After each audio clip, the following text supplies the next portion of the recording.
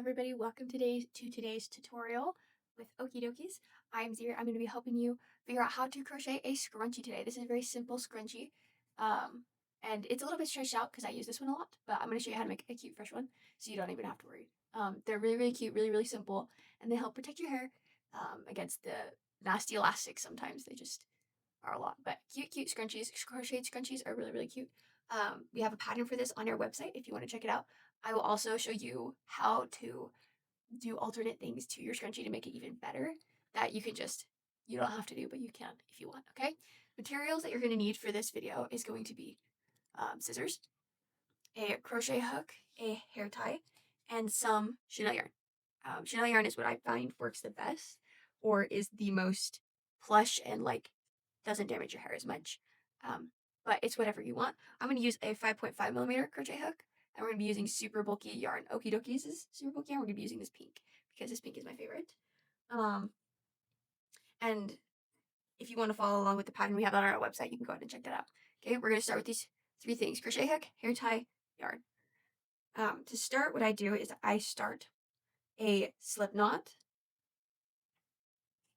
just like that, slip knot, and then what I do is I take this, I make a slip knot, and I take this hair tie, and I thread the crochet hook with the slip knot through, just like that. So now the hair tie, my bad, I keep slipping up.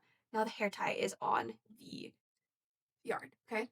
And we're going to move it all the way up next to the crochet hook like this, and then we're going to chain two. So when you chain two, it's going to be like stuck on it now. It's like attached to that first loop.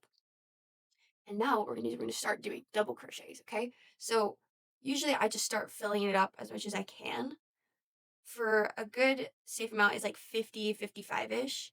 That's what I use for a bunch of my scrunchies, just so that when it stretches, you don't see any of that, like any of the elastic. So that right there is 4, 5, 6, 7. And it is a little tricky, and if it starts bending in like this, that's okay. You can just bunch it all together like that, and it'll like curl up really nicely, don't worry.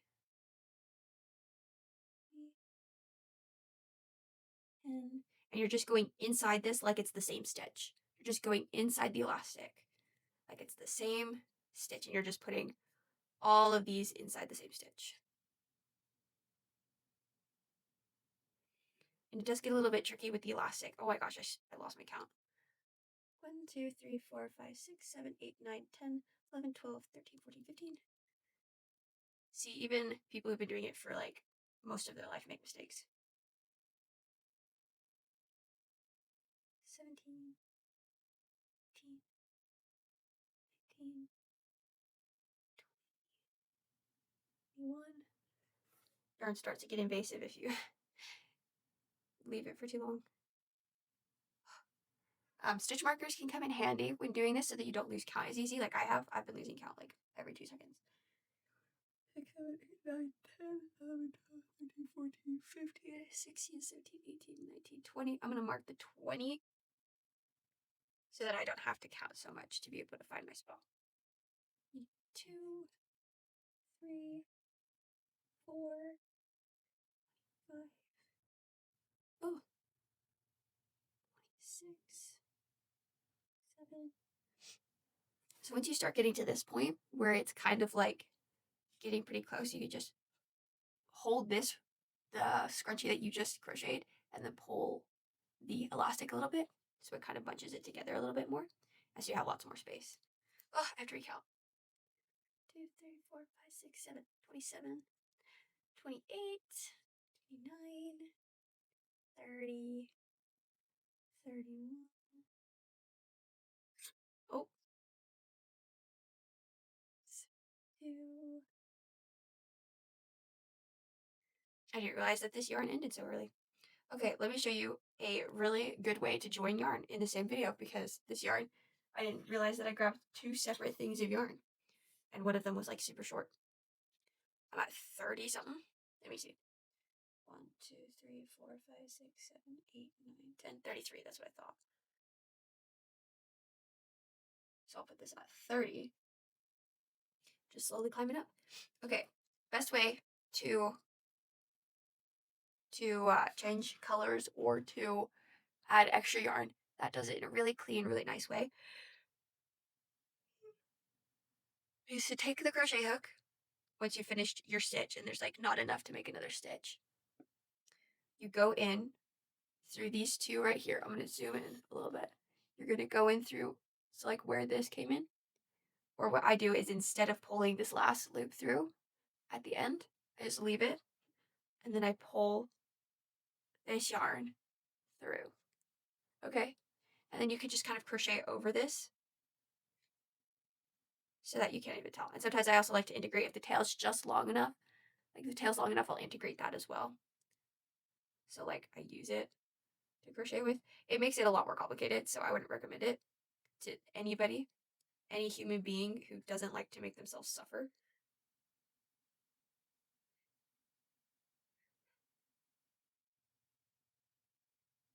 Oh my gosh, 34. So crocheting when I started looked like 35, 36, 7, 8, oh, 39, 40. And you are stretching out the elastic a little bit too when you're doing this. Move this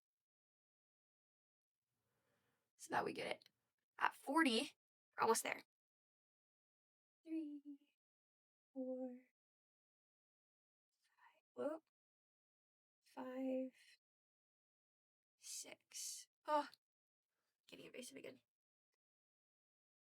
7, 8, 9, 10. And I'm just going to stop at 50 because I don't want to add 5 extra.